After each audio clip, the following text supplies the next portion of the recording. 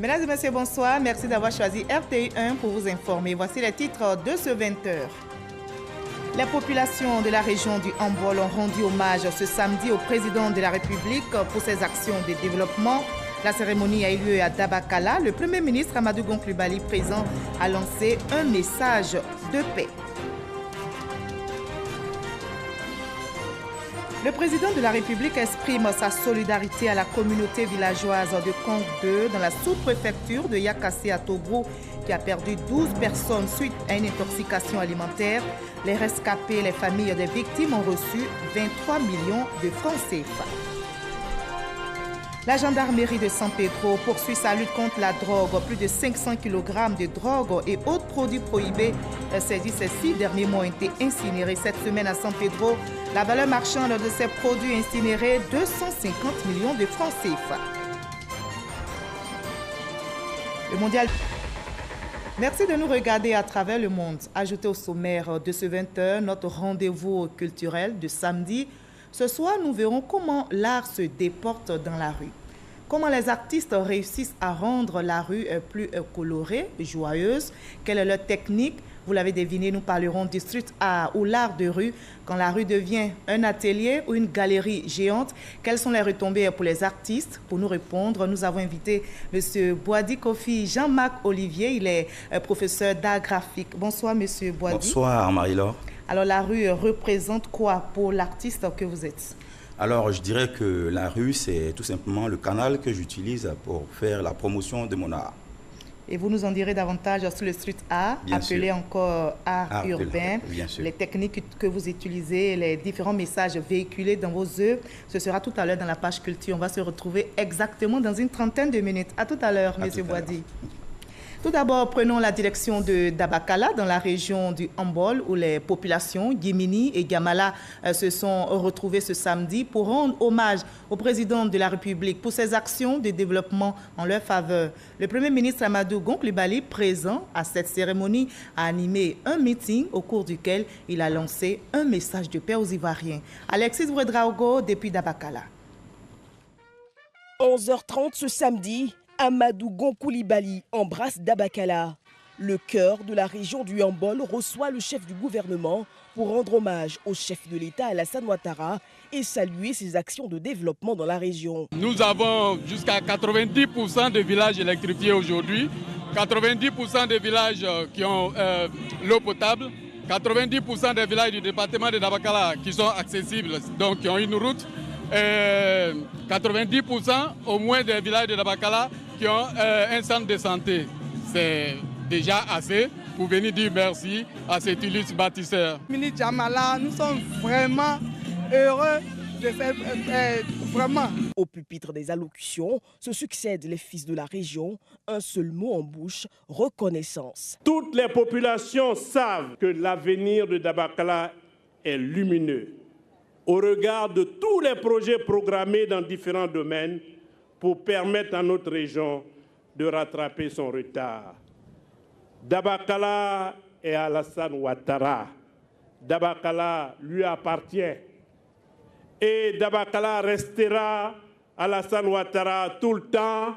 Et comme on le dit chez nous en Djoula, c'est Froutoutou. Invité à son tour à prendre la parole, le Premier ministre n'a pas caché sa joie d'être à Dabakala et dit toute l'affection du chef de l'État à cette région du Hambol.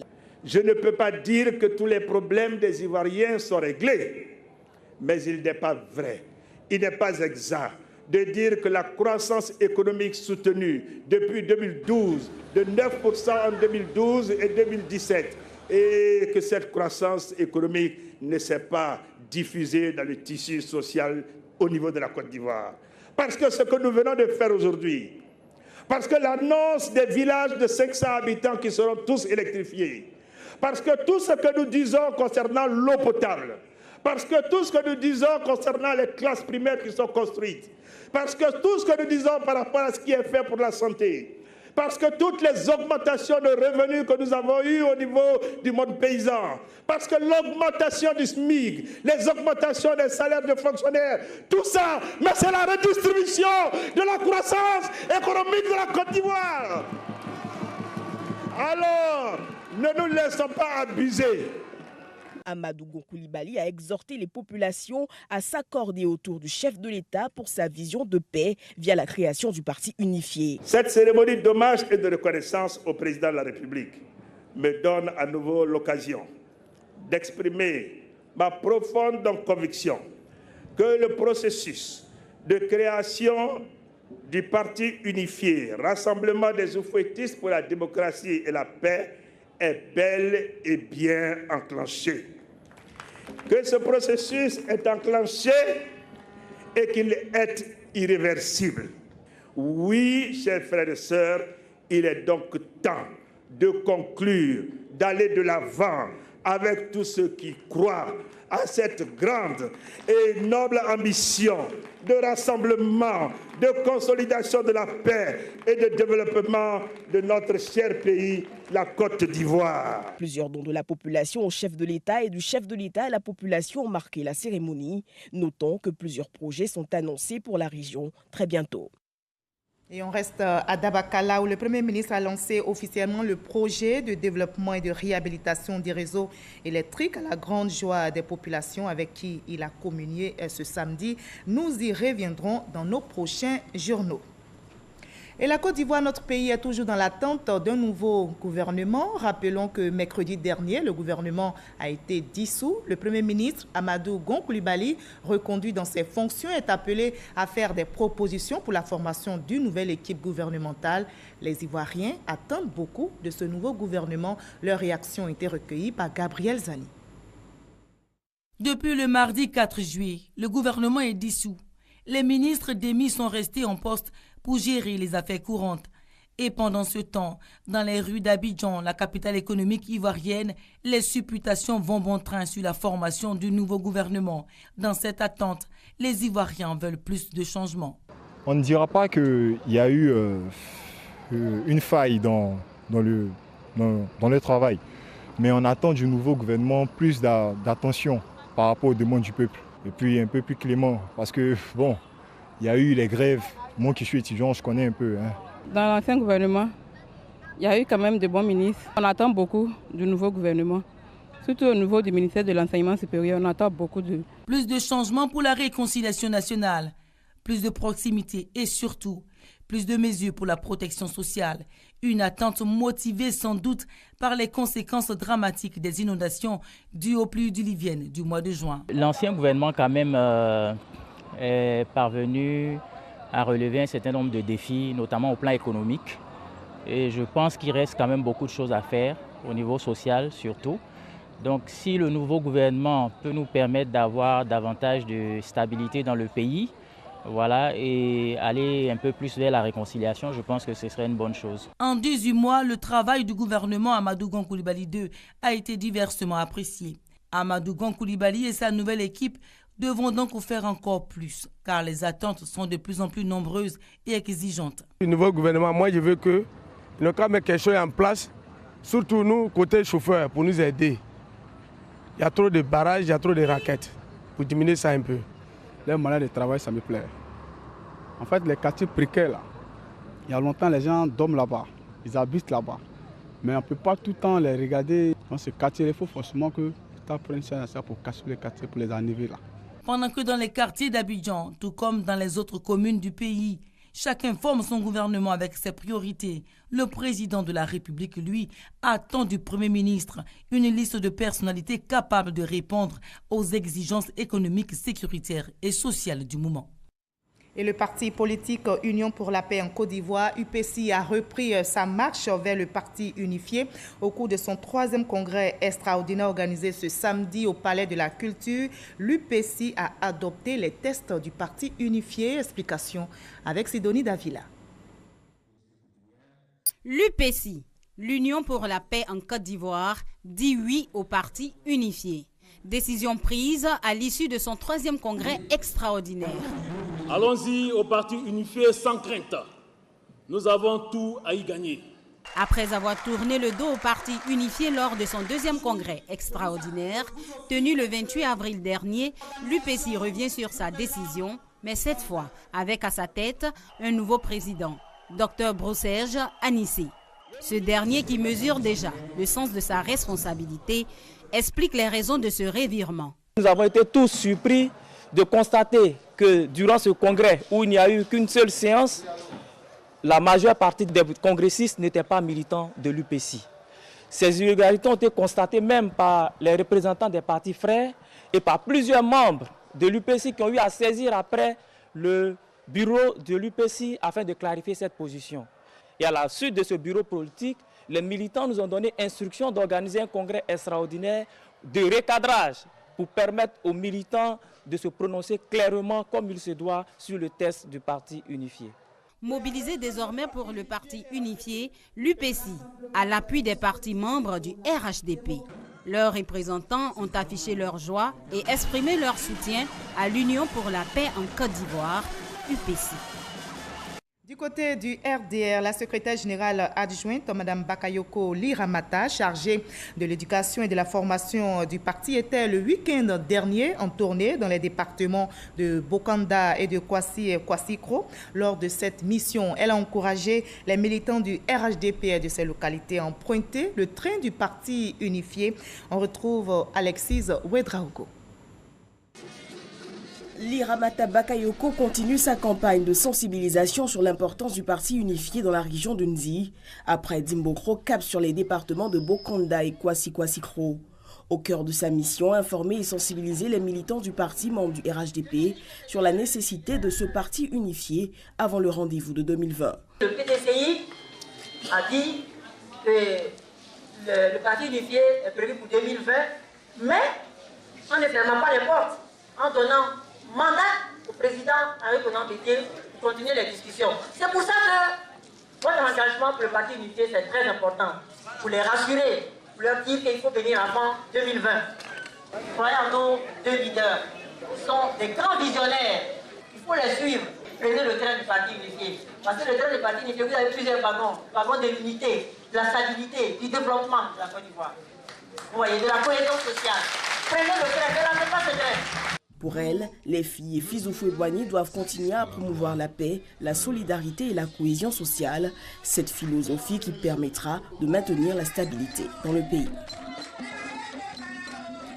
L'Union nationale des artisans républicains de Côte d'Ivoire, l'UNARCI, est allée à la rencontre de ses membres de Trècheville du côté de Biafra. Objectif de cette rencontre, sensibiliser les artisans républicains à prendre une part active dans la construction d'un RDR nouveau. Herman Guivet pour le reportage. Les artisans, membres du Rassemblement des Républicains, réunis au sein de l'Union nationale des artisans républicains de Côte d'Ivoire, ne veulent pas rester en marge des actions engagées par la direction de leur parti en vue du positionnement du RDR pour les échéances électorales de 2020. Pour traduire en actes cette volonté, ils se sont réunis à Trècheville, au quartier Biafra. Parrain de cette cérémonie, le ministre d'État, ministre de la Défense, Ahmed Bakayoko, cadre du RDR. Il s'est agi pour ces artisans membres du RDR d'initier un cadre d'échange afin de jeter les bases de leur participation à la construction d'un RDR nouveau. Nous recevons l'adhésion massive des artisans républicains de Côte d'Ivoire à travers la mise en route de l'Union nationale des artisans républicains de Côte d'Ivoire. Nous sommes venus pour saluer les artisans, pour leur dire qu'ils n'ont pas été oubliés par le RDR et qu'ils doivent retrousser les manches pour travailler à accompagner le président de la République dans sa mission, appuyer les instances du parti, parce que nous avons besoin de leur dynamisme au service de ce RDR nouveau. Nous avons besoin de leur engagement parce que c'est eux qui ont été hier aux côtés du RDR fort, conquérant à l'opposition. Aujourd'hui, pendant que nous sommes au pouvoir, ils doivent être plus actifs aux côtés de la nouvelle secrétaire générale qui a impulsé une nouvelle dynamique. Échange et priorités définies, les artisans républicains ont pris l'engagement de s'investir davantage pour l'atteinte des objectifs fixés par leur parti, le RDR.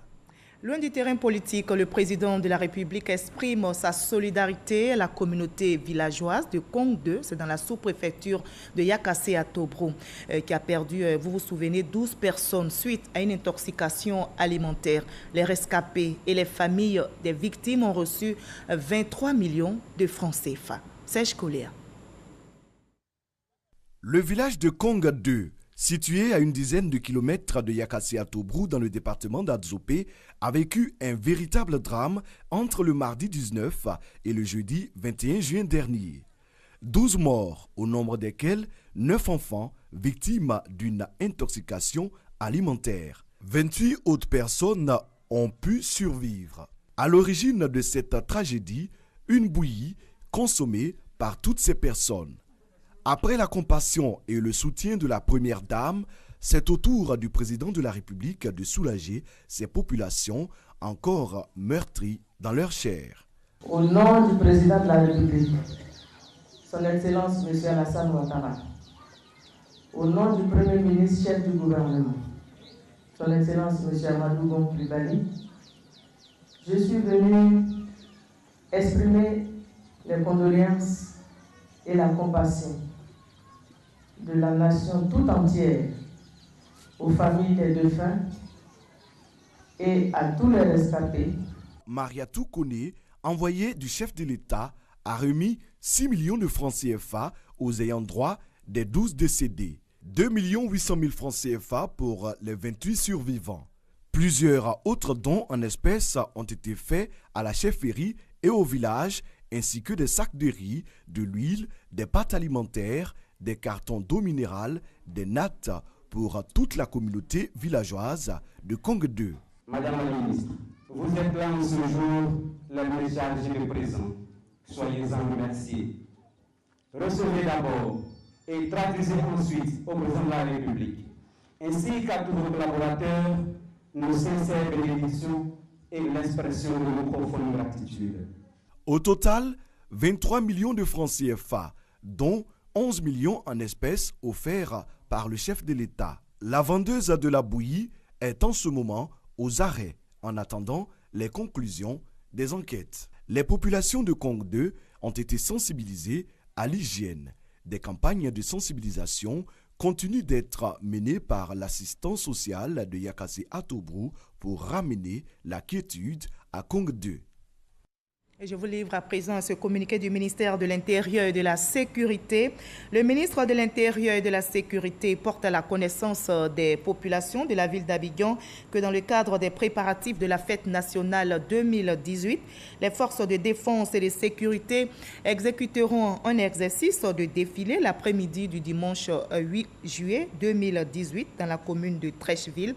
Ainsi, la route allant du premier feu à la descente du pont Félix Houphouët-Boigny jusqu'au Palais des Sports sera fermée à la circulation ce dimanche 8 juillet 2018 de 14h à 18h. Un plan de circulation alternatif sera mis en place pour les usagers du pont Félix Houphouët-Boigny. Nous partons maintenant pour San Pedro où la gendarmerie poursuit sa lutte contre la drogue. Plus de 500 kg de drogue et autres produits prohibés saisis ces 6 derniers mois ont été incinérés. Cette semaine même à San Pedro, la valeur marchande de ces produits incinérés, 250 millions de francs CFA. Sam Conan, notre correspondant sur place. Coup dur pour les trafiquants de drogue et autres produits prohibés. Ce sont 250 millions de francs CFA qui partent ainsi en fumée. C'est l'estimation des produits saisis dans la période de décembre 2017 à juin 2018. La cellule antidrogue rattachée à la 5e Légion territoriale de gendarmerie de San Pedro a procédé à l'incinération de ces produits qui sont composés entre autres de cannabis, 74,530 kg, cocaïne, 215 g, héroïne, 446 g, produits pharmaceutiques non enregistrés en Côte d'Ivoire, 449 kg. Tramadol CAP 120 mg, 51 g. Tramadol HCl 200 mg, 375,3 g. Le capitaine Gessambi Richard et ses hommes qui traquent nuit et jour les dealers sans moyens ont été encouragés par les autorités présentes à l'incinération. Toutefois, ils ont été invités à intensifier la lutte contre la drogue dans le Bas-Sassandra. Le fruit de la lutte engagée par la cellule antidrogue de San Pedro. Et cela avec la collaboration de la population. Pour dire aux trafiquants que nous travaillons, que la lutte continue. C'est un signal fort qui est lancé à l'endroit des trafiquants et des consommateurs de la drogue dans notre région. Et je pense qu'en continuant de les traquer, nous allons finir par avoir le résultat escompté. 21 personnes ont été déférées dans les différentes maisons d'arrêt et de correction de Sassandra, Soubré et Tabou, dont 4 femmes et 17 hommes au cours du premier semestre de l'année 2018. Sur place ici à Abidjan, le Forum international des femmes entreprenantes et dynamiques a ouvert ses portes hier. L'événement se tient autour du thème « La femme, incubateur du développement ». La princesse du Koweït, la ministre de la Femme du Gabon et la ministre Mariatou Koné de Côte d'Ivoire ont pris part à cette première journée. Elles ont toutes rassuré les femmes de leur appui. Ouattara Madou Walter. Abidjan, accueil et ambiance à l'ivoirienne. Une prestation de femmes bien appréciée. Nous sommes à la première édition du Forum international des femmes entreprenantes et dynamiques. Ce forum a pour but de promouvoir et célébrer les femmes talentueuses, ambassadrices du leadership et de l'entrepreneuriat féminin. Pour Jelika Yeo, l'initiatrice, ce rassemblement est un pari réussi. Plus de 2000 participants venus de 80 pays, dont 3 pays africains, le Maroc, la Tunisie et le Gabon. Plusieurs ministères présents, ainsi que la représentante de la première dame de Côte d'Ivoire, ont salué et encouragé l'initiative. Ces officiels reconnaissent également que l'entrepreneuriat féminin a un réel impact socio-économique. Ceci signifie que le développement de nos pays dépend de nous, est fait par nous et passe par nous. La présente rencontre est une dynamique et une réaffirmation de soi et de nos valeurs. C'est la manifestation d'une volonté à faire entendre nos voix et nous épanouir. Le président Alassane Ouattara est soucieux de la promotion de la femme, de son leadership, de son autonomisation en matière économique, en matière de lutte contre les violences basées sur le genre, en matière de paix et sécurité. La femme est au cœur de toutes les actions du gouvernement de Côte d'Ivoire. L'invité spécial de cette cérémonie, la princesse du Koweït, Cheikha Issa Saad Al-Sabah, dit être touchée par l'objectif de ce forum et s'engage à apporter sa contribution pour l'épanouissement de la femme ivoirienne. Je suis venue voir ce que les femmes présentent. Les fonds sont disponibles pour que nous puissions les aider, les accompagner dans leurs projets. Je m'engage à soutenir les femmes africaines de façon générale à travers la Côte d'Ivoire. Des panels sur le thème « La femme incubateur du développement » et une visite des stands ont mis fin à cette première journée du Forum international des femmes entreprenantes et dynamiques FIED 2018 qui s'étend sur 2 jours. Et pendant ce temps, dans le domaine de l'environnement, l'opération Grand Ménage se poursuit. Ce samedi marque la 17e édition. La ministre de la Salubrité, de l'Environnement et du Développement durable, Anne-Désirée Ouloto, encourage les populations à maintenir leur cadre de vie à travers des actions de salubrité. Grâce Kando pour le reportage. La pluie qui s'est abattue sur le district d'Abidjan ce samedi n'a pas empêché la tenue de l'opération Grand Ménage.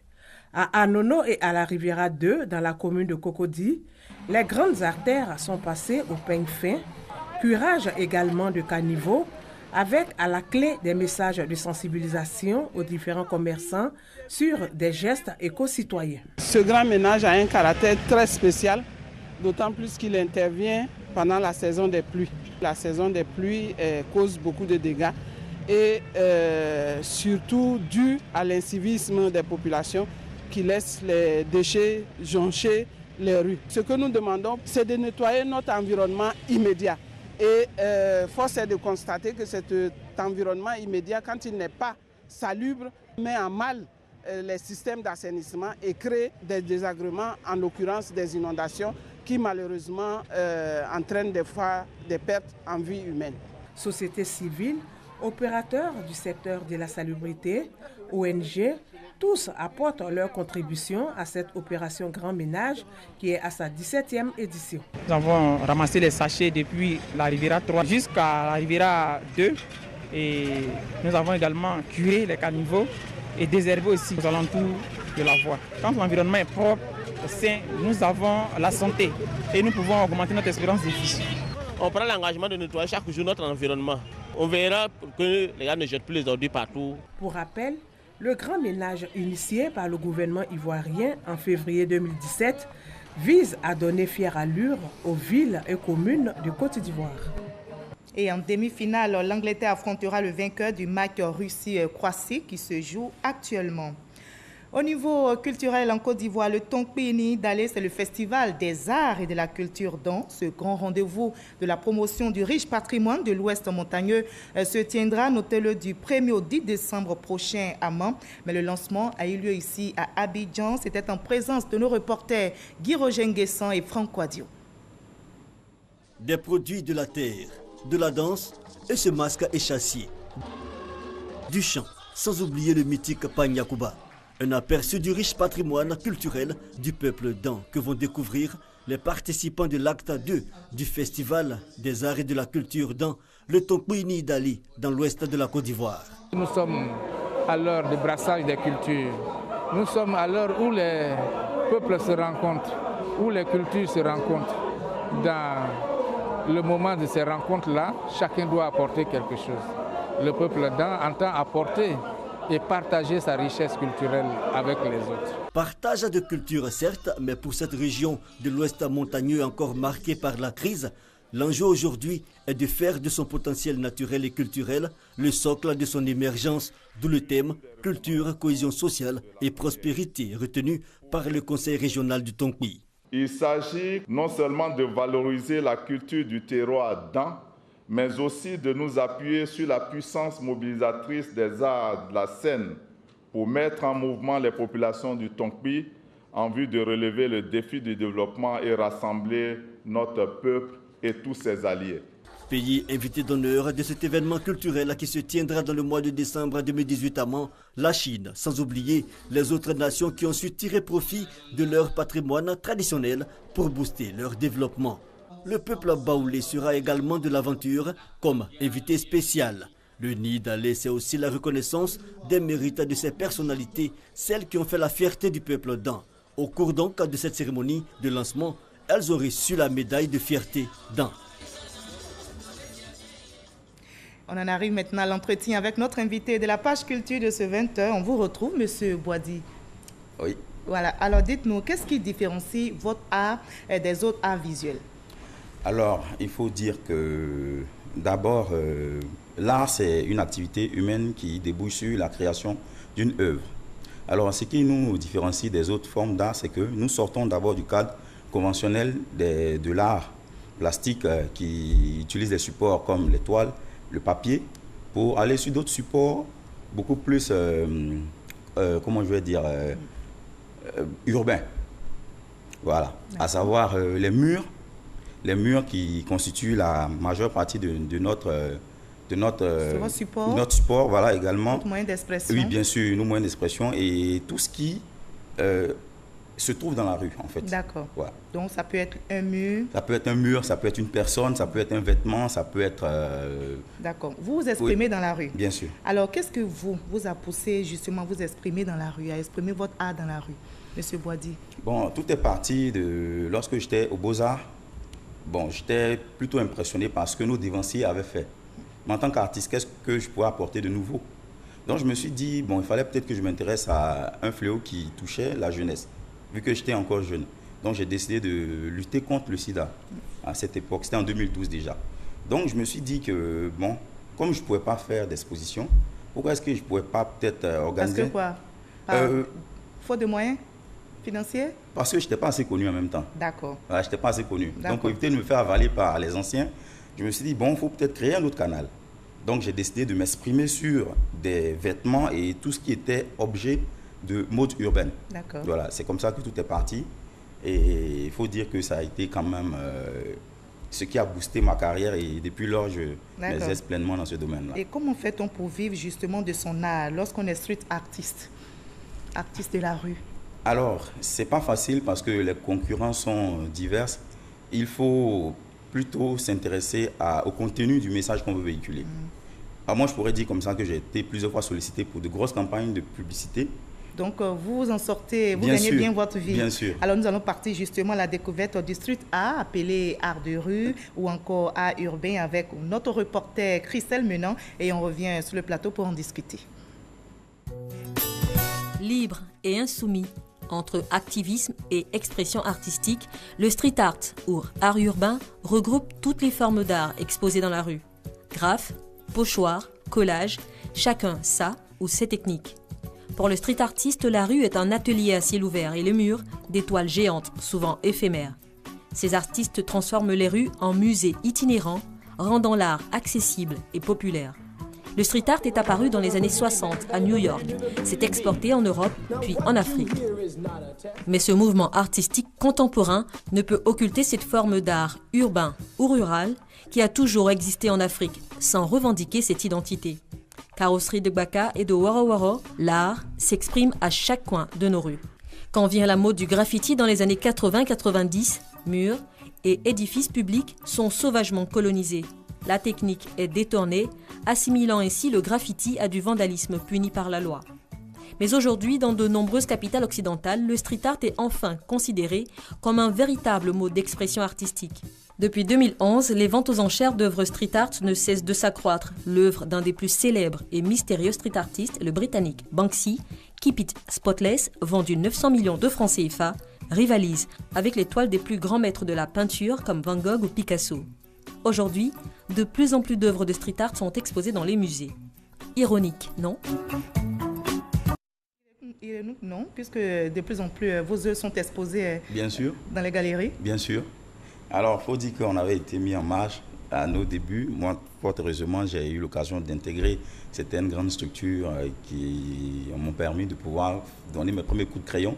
En 2003, déjà, j'étais dans une grosse boîte où j'étais illustrateur, voilà, où je pouvais déjà créer. Et donc, ça donnait une réponse à ceux qui se moquaient de vous. Bien sûr, bien sûr. Vous me le disiez tantôt. Oui, bien sûr. Il faut dire qu'en même temps que les gens n'ont pas cru en nous, les gens étaient plutôt surpris de voir combien de fois on avait de l'imagination et qu'on pouvait transmettre des émotions à travers ce qu'on faisait. D'accord. Alors, le street art, est-ce vraiment un phénomène nouveau pour les Africains? Là, c'est toujours exprimé dans notre environnement et dans notre quotidien, n'est-ce pas? Bien sûr. Alors, il faut dire que c'est vraiment pas nouveau. Mais au niveau de l'Afrique surtout. Oui, au niveau de l'Afrique, ça n'a pas été nouveau. Vous savez que l'Afrique, même, c'est le berceau de l'humanité. Donc moi, je pense qu'il n'y a rien qui est nouveau pour l'Afrique. D'accord. Voilà, mais seulement que peut-être c'est les moyens de promotion de ce que nous faisons qui font défaut. Voilà, aujourd'hui, nous sommes plutôt submergés par Internet et tout. Et il faut dire que c'est les Occidentaux qui ont l'avantage, parce que c'est eux qu'on met sur la plateforme. Alors que nous, ce que nous faisons ici passe presque inaperçu. Mais ce qui ne veut pas dire forcément que nous ne sommes pas assez brillants.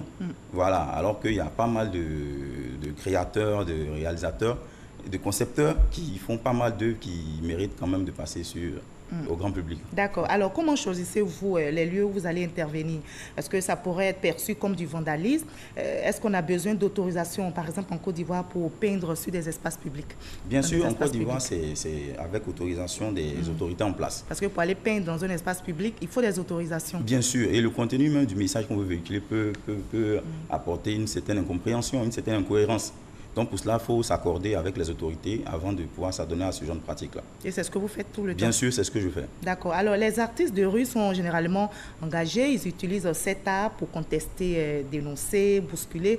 C'est aussi votre cas, M. Boadi? Moi, je ne l'utilise pas pour contester forcément. Moi, je le fais plutôt pour faire la promotion de la culture africaine. Artiste engagé, oui ou non? Engagé. Engagé? Bien sûr. Donc vous dénoncez quelque part? En griffe. En griffe. Alors, vous ne faites pas du vandalisme parce qu'on voit souvent sur des véhicules. Qu'est-ce que vous en pensez, vous? Votre commentaire? Bon, honnêtement, je pense que ceux qui réalisent ça ne sont pas des artistes d'abord. D'accord. Voilà, parce que je pense que n'importe quel voyou peut se munir d'un médium et réaliser une œuvre pour faire la promotion de son gang, par exemple. Même aux États-Unis, ça a été fait.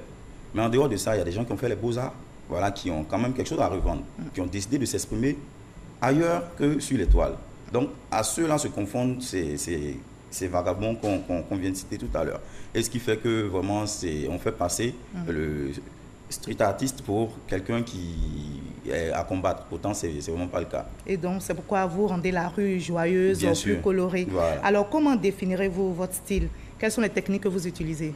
Alors, les techniques qu'on utilise, il y a une technique traditionnelle qui est la technique de l'aérosol, la peinture aérosol. Donc, c'est ce que tout le monde utilise. Après, il y a la technique du pochoir également qu'on utilise.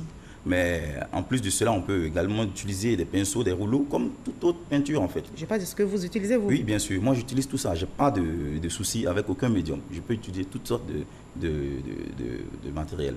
J'ai aucun souci avec. Et les supports? Il y a une variété de supports? Oui, il y a une variété. Parce qu'à chaque fois que je découvre un support qui me parle, j'ai envie de le dompter tout de suite. Je veux dire que pour celui qui travaille sur un support, sur le mur par exemple, il faut de l'aérosol, ça passe avec les rouleaux également. Les pinceaux, ça peut également passer. Mais celui qui s'intéresse par exemple au textile, Avec l'aérosol, c'est moins efficace. Donc là, il faut y aller avec le pinceau, un pinceau beaucoup plus rigide. Donc à chaque surface, une technique particulière et également un matériel qui va avec aussi.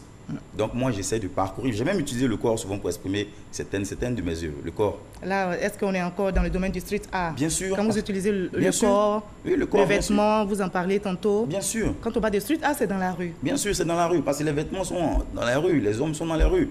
Alors que les autres tableaux de nos grands peintres sont exposés dans les galeries, nous ne sommes pas dans les galeries, nous sommes dans la rue. Voilà, donc tout ce qui concerne la rue, voilà, c'est un moyen de communication pour nous. Décoration aussi? Oui, bien sûr. C'est pas interne, hein? Non, bien sûr que nous faisons la décoration. On a fait pas mal de décorations. J'ai même fait une décoration pour un clip qui a fait le tour du monde. Donc, je vais taire le nom de l'artiste. Voilà, donc j'ai vraiment... j'ai même initié la déco dans des clips ici en Côte d'Ivoire. Et ça a même révolutionné l'industrie de la musique. Dans les clips? Oui, dans les clips.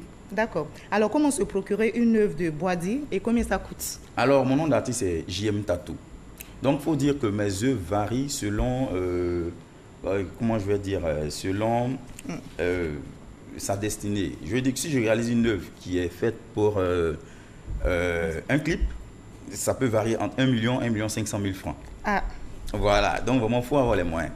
Mais à part ça, j'ai pas mal de petits t-shirts que je réalise aussi pour les gens qui ont envie d'avoir. D'accord. Au niveau de la Côte d'Ivoire, vous avez assez de consommateurs? Bien sûr. Vous avez assez de clients aussi? Bien sûr, j'ai une page officielle. Alors, en tant que jeune, un message à lancer à toute cette jeunesse? Alors, je veux dire à toute la jeunesse que vraiment ceux qui ont choisi d'embrasser la carrière artistique ne sont pas des ratés de la société. On ne peut pas tous travailler en banque, hein. Donc il faut encourager tous ceux qui ont envie d'être artistes. Aujourd'hui, je fais la fierté de ma famille, c'est sûr. Donc voilà, il faut dire que l'Afrique est capable de très belles choses. Donc vous allez découvrir très prochainement ce que nous allons entreprendre tous ensemble en tant que graphistes pour encore porter la Côte d'Ivoire plus loin. Merci beaucoup, en tout cas, M. Boadi. Merci d'avoir été notre invité de la page culture de ce 20h. Quand l'art se déporte dans la rue, quand l'art est transformé en galerie, en atelier avec ses artistes. Merci, vous l'avez compris, ce journal est terminé. Merci d'avoir été avec nous et passé une très, très belle soirée sur RTI